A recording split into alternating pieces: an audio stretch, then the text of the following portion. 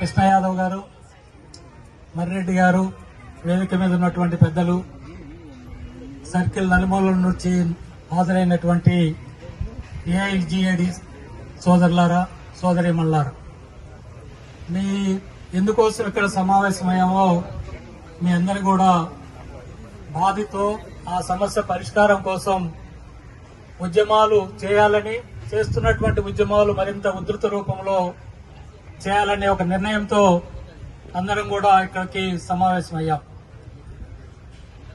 ఈరోజు ఉన్నటువంటి పరిస్థితులు, సరే ఉద్యోగాలు ఎట్లా వచ్చాయి, ఏ అపాయింట్మెంట్ తీసుకున్నాం, టార్గెట్లు ఎట్లా పెడతా ఉన్నారు, లేకపోతే మన హక్కులేంటి, మన జీతాలేంటి, బత్యాలేంటి, ఇవన్నీ కూడా చాలా అంశాలు ఉన్నాయి. కానీ ఇప్పుడు మన జీవన మనుగడ సమస్య ఎదురవుతా ఉంది. ఈరోజు వేతనాల కోసం పెద్దగా మనం పోరాటం చేయటం లేదు, లేకపోతే ఇంకా ఎక్కువ మెరుగైనటువంటి వేతనాలు కావాలని కోరుకునేటటువంటి పరిస్థితి లేదు.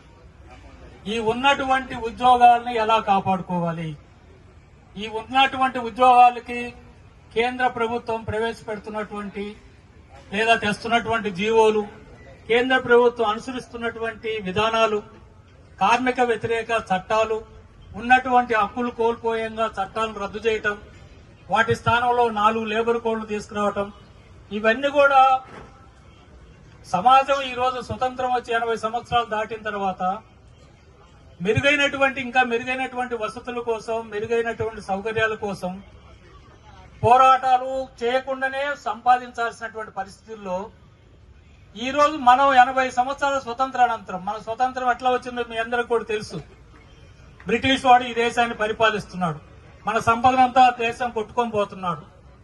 ఆ రోజు మనందరినీ కూడా పనిచేస్తున్నటువంటి అందరినీ కూడా బానిసలుగా చూస్తున్నారు. బానిస వ్యవస్థ నుండి విముక్తి కావాలని పోరాటం చేశాం. సోదరి ఇందాక నేను వచ్చినప్పుడు చెప్తుంది, మనకి ఏ పోరాటం కూడా, ఏ సమస్య కూడా పోరాటాలు చేయకుండా రాలేదని. సమస్య కాదు, అసలు మన స్వతంత్రమే పోరాటంతో వచ్చింది. ఎంతో మంది త్యాగాలు చేశారు, ప్రాణాలు అర్పించారు, ఎన్నో ఆటుపోట్లు ఎదుర్కొన్నారు, రక్తార్పణం చేశారు. దేశాన్ని, సంపదని, దేశాన్ని కొల్లగొడుతున్నటువంటి బ్రిటిష్ వాళ్ళని బయటకు తోలాం. మన దేశాన్ని మనమే పరిపాలించుకుంటున్నాం. 1947లో స్వతంత్రం వస్తే 1926లోనే బ్రిటిష్ ప్రభుత్వం భారతదేశం పరిపాలిస్తున్న రోజుల్లోనే బ్రిటిష్ ప్రభుత్వం భారతదేశాన్ని పరిపాలిస్తున్న రోజుల్లోనే ఏఐటీసీ నాయకత్వాన పోరాటం చేస్తున్నటువంటి కార్మిక వర్గంతో కూడా పోరాటాలు చేసి 1926లో ట్రేడ్ యూనియన్ యాక్ట్ వచ్చింది. 1926లోనే మొట్టమొదటి ట్రేడ్ యూనియన్ యాక్ట్ వచ్చింది. ఆ ట్రేడ్ యూనియన్ యాక్ట్ లో ఏముంది? ఆ ట్రేడ్ యూనియన్ యాక్ట్ లో ఉన్నటువంటి ప్రధానమైనటువంటి అంశాలు, ఏ పని చేస్తున్న కార్మికులందరూ కూడా సంఘాలు పెట్టుకోవచ్చు. సంఘాలు పెట్టుకోవటమే ట్రేడ్ యూనియన్ యాక్ట్ లో ప్రధానమైనటువంటిది. తమ సమస్యలు పరిష్కారంగా పోతే అంతిమంగా సమ్మె చేయొచ్చు.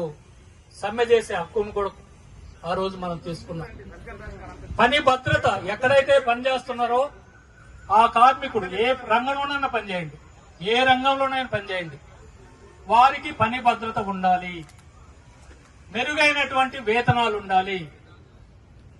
ఆ రోజు కనీస వేతనాలే, మెరుగైన వేతనాలు కూడా అడగల. మొదట్లో కనీస వేతనాలు ఉండాలి.